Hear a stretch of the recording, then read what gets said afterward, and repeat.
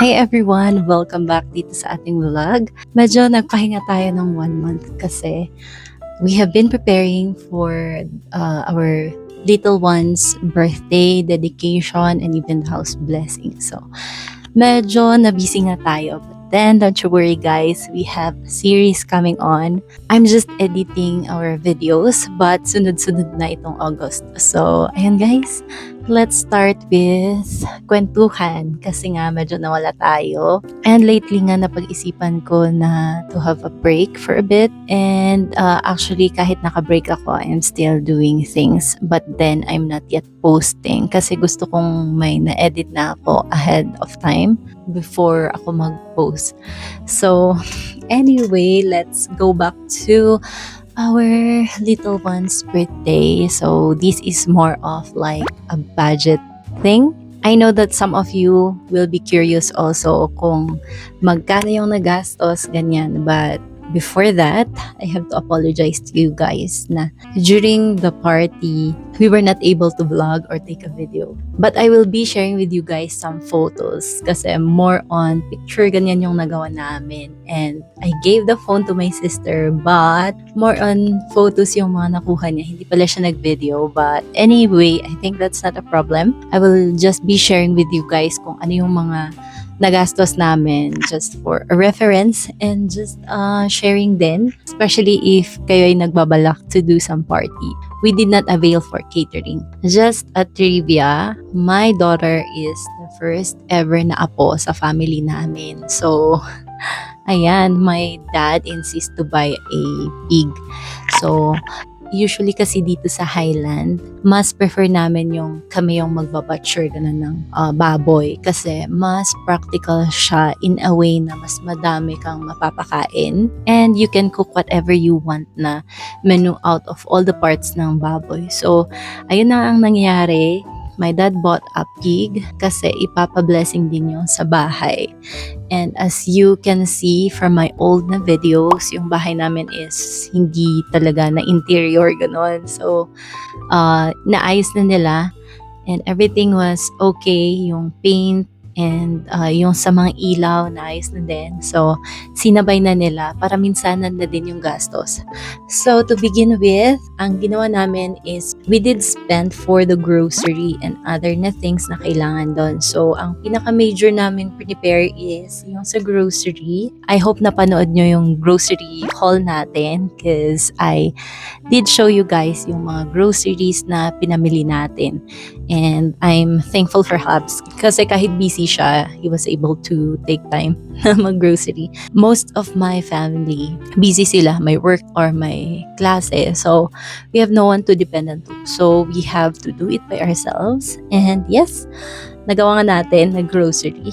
Next to prepare is yung sa program. Of course, we have to have a program para mas organize yung lahat. So, I coordinated with those right people kung sino yung mag-i-initiate ng dedication, to pray for the birthday, ganon. And even for the house blessing, ninong, ninang, ganyan.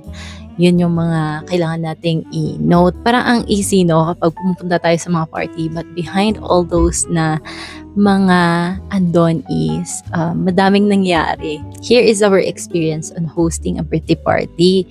So, ayan, sa ano naman, program, okay naman so far. I'm really thankful for those people. Shout out sa inyo. They are really willing to do yung mga part dun sa program. And it's really hard to find someone. If there is someone na pwedeng gumawa nun, it's either hindi siya available. So, ganun talaga ngayon. Hindi gaya noon na kung nag-invite ka kay ganito, pupunta talaga sila, ganyan. But it's not an issue kasi everyone has their own life, di ba?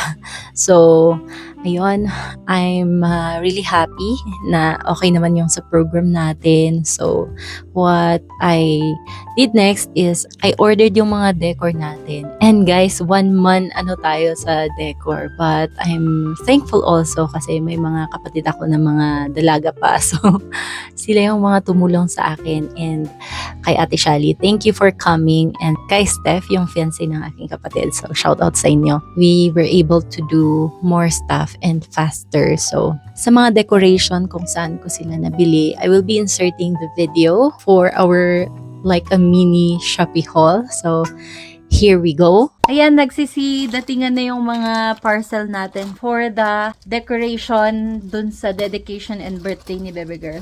Actually, very simple lang talaga, and dito sa amin, usually simple lang talaga mga celebration. It's an intimate ganyan.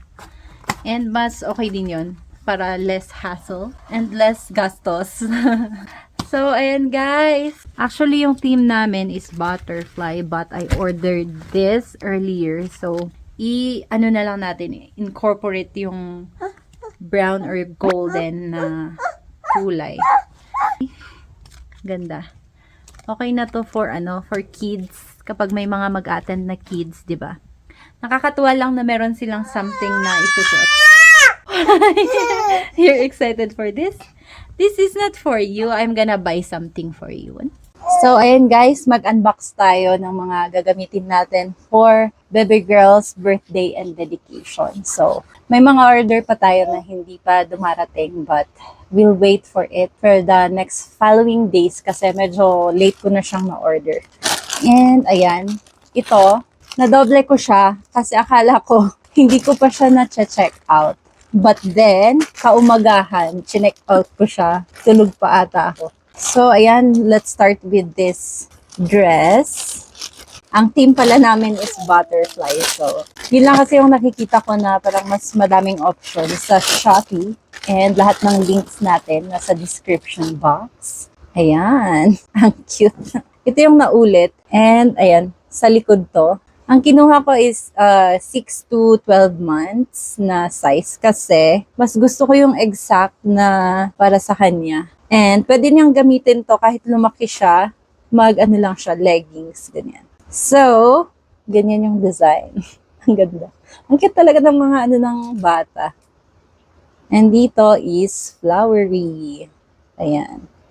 May pa-flower. So, medyo malamig din sa amin. Kaya, bumili ako ng leggings niya para hindi siya lamigin. Ayan, medyo manipis to. But okay lang kasi pawisin si Baby Girl. And ganyan. So, may mga sizes to. And so far, okay naman siya. Ang next is ito. These are token para sa mga ninong at ninang natin. We'll arrange yung mga to. Kasi, may ilalagay pa ako dito sa tokens. And madami akong ninong at ninang na absentee. So, kapag may representative sila, pwedeng sila yung kumuha. Oh, ang bango. Ayan guys. I bought some scented candle. Mga titas na at tito yung mga ano natin. Mga ninong. Ito yung in. So, I got 4 scent ata to. So, ebony rose, cedar, lime. Ang bango nitong lime. Ang fresh niya. Itong ebony rose, parang elegant lang siyang amoy. Yung cedar walang masyadong amoy. Wood, sage, and sea salt. Ayan yung isa. Wala din tong amoy. So, hopefully, kapag sinindihan na siya, magkakaroon na siya ng amoy. So, we got a lot. Ayan. Labas natin. So, yung mga next na items natin is yung mga pailaw, decoration, ganun. Unboxing. May pa freebie pala silang cups na butterfly kasi puro butterfly yung mga in-order ko. And so far, so good. Pero hindi na ako kumuha ng mga ganun. So first is, ayan, ito. This is cupcake stand. May pa-cupcake ang ating ninang. So, ayan. Oh, let me see. The bread. You want the bread. Kita mo ito niya. Yung may nabinunod. So, thank you, Bane, for the cupcakes. We really appreciate it. So, ilagay natin dito para may justice. Magkaibang style to, but sinadya ko talagang kumuha ng ibang style. But then, same pa din naman yung theme natin sa color. Kasi, lalagyan din natin yung mga ibang parts doon para hindi lang doon sa may mismong parang photo booth. Para sa token, dito na namin ilalagay or mga goodie bags for palaro sa mga bata. Mga prizes, ganyan. So, this box, I'm not sure kung anong laman nito. Let me see. Okay. I got it. Ito pala yung stand. Kung saan ilalagay yung balloon. Kasi, wala tayong stand. Ang gaan lang pala niya, lalo na ito. Hindi ko alam kung kakayanin niyang hawakan. So, maglagay siguro tayo ng something na mabigat dun sa base niya para ma-achieve natin yung arc. Kasi wala tayong pagsasabitan dun or something. So, ayan. This can be really useful. Pwede natin gamitin to for events. So, ayan, ito yung next naman natin. Pailaw din to eh. I ordered one na number. Hopefully, okay siya. Akala ko malaki, pero parang maliit lang pala.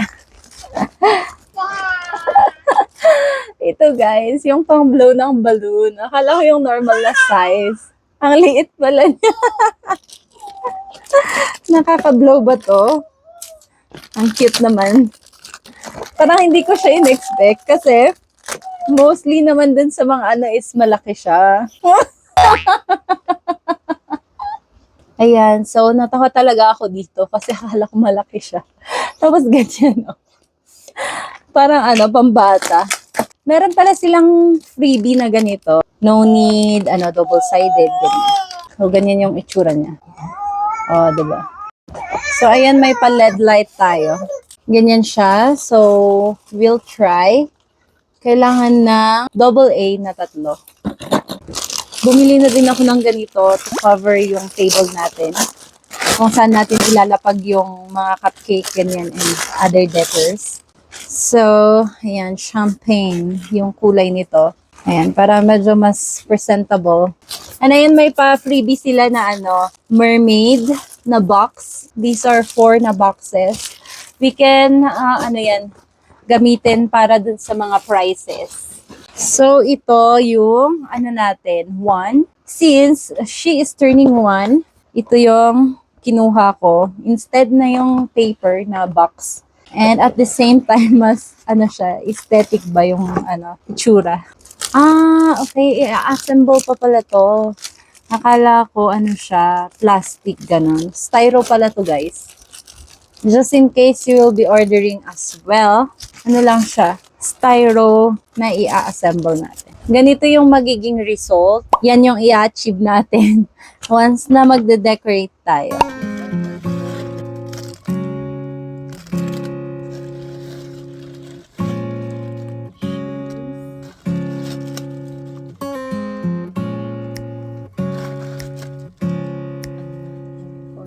So ayan guys, back to what I was saying. The day before the celebration is natulog kami sa bahay. So nag-prepare kami ng gabi because our program is starting at 10 and do not underestimate yung time guys kasi ang bilis talaga ng time matapos. And we are just lucky enough kasi may mga available na boys na nagkatay ng baboy at night hanggang sa dawn sila. So medyo din, puyat ang mga person. And even us, actually, we thought matatapos siya ng ganun kabilis. But then, inabot kami ng 2 a.m. Nagising ng ating bebe girl and she is not feeling well. Oh, what did you see? So, it's been 2 days na may sakit siya. And hopefully, hindi ganun lumala. May mga naman siya, may mga gamot. But we'll have a check-up if talagang lalagnatin pa siya. Anyway, back to the decoration. Yes, I will be inserting itong clip na to kasi natapos na kami mga 2 a.m. na. And still, na-manage ko na nagluto pa ako after that. Kasi ayoko nang gumising ng sobrang aga to cook again. So, niluto ko na yung spag and then bumalik akong natulog for like 3 to 6:30 a.m. So, yun lang yung tulog natin. The next day, madami namang nagluluto or tumutulong sa amin dun sa side naman ni stepmother.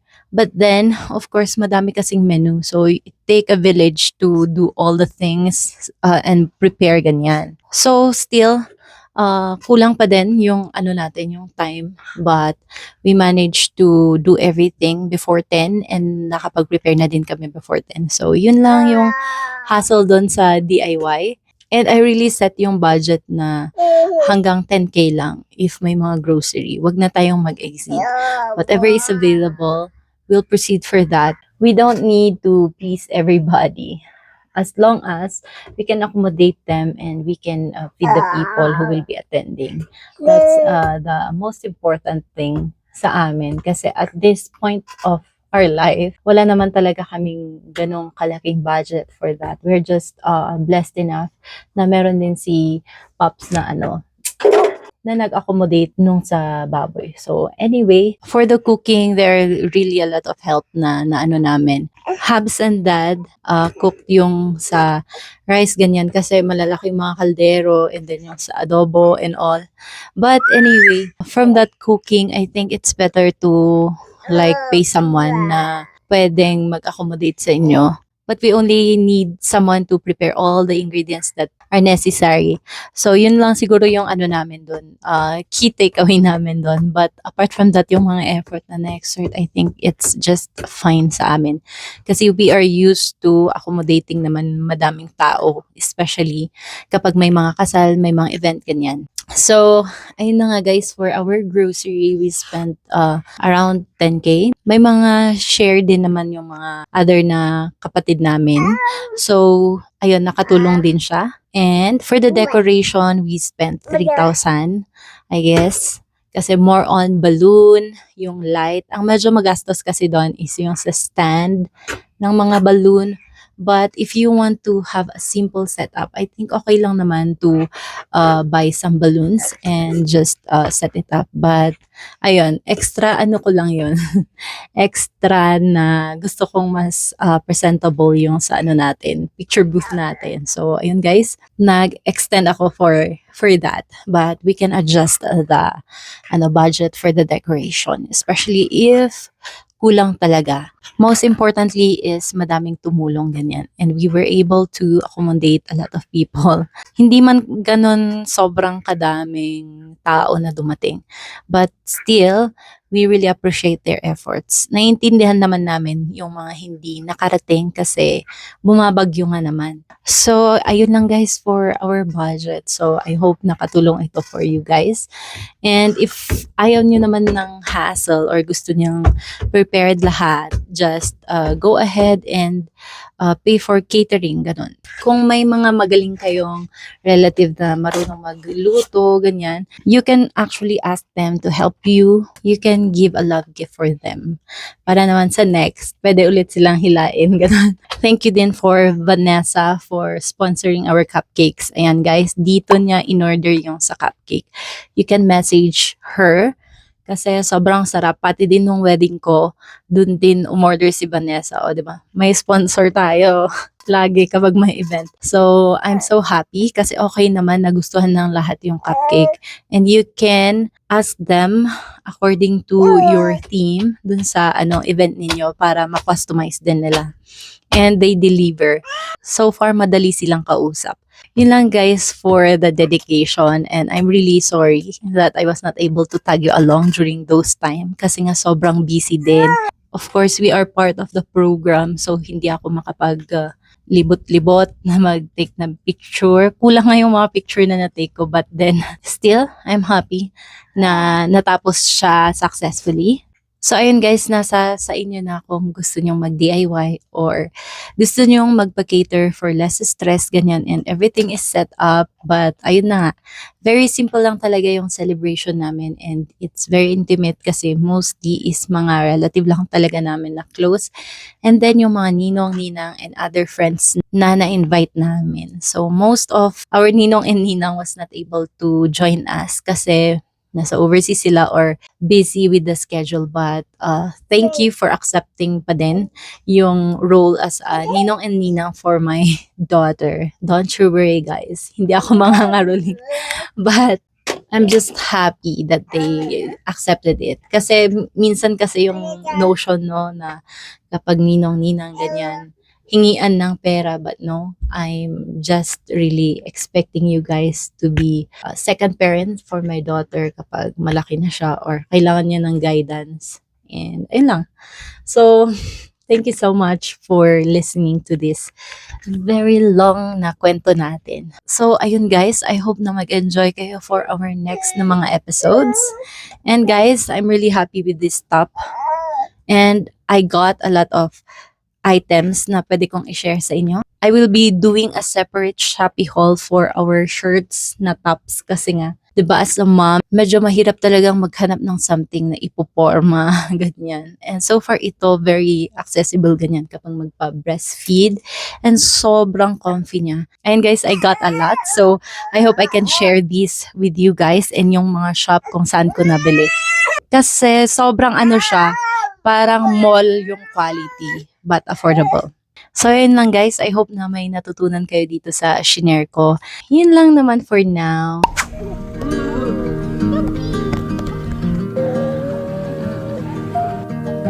Look at your face.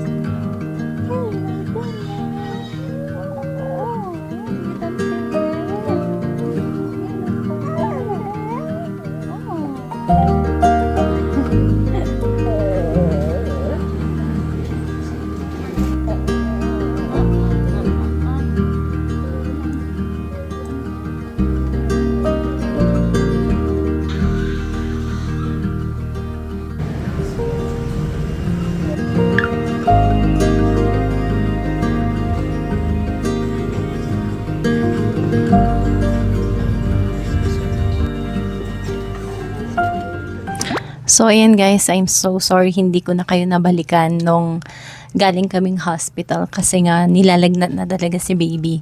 Ang nangyari, di ba, okay pa kami nung nag-shoot kami and medyo may mga siya, clingy, ganyan. Pero after nun, talagang tumaas na yung kanyang temperature into 39.4.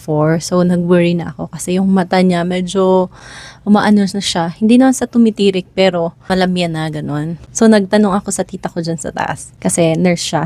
So, sabi niya, ipunta na lang namin siya sa hospital. Kaya, nagmadali na kaming dinala sa hospital kasi may possibility na mag-convulsion siya, which is, iniiwasan nga natin. Ayun, nag-antay kami sa hospital nung sa result.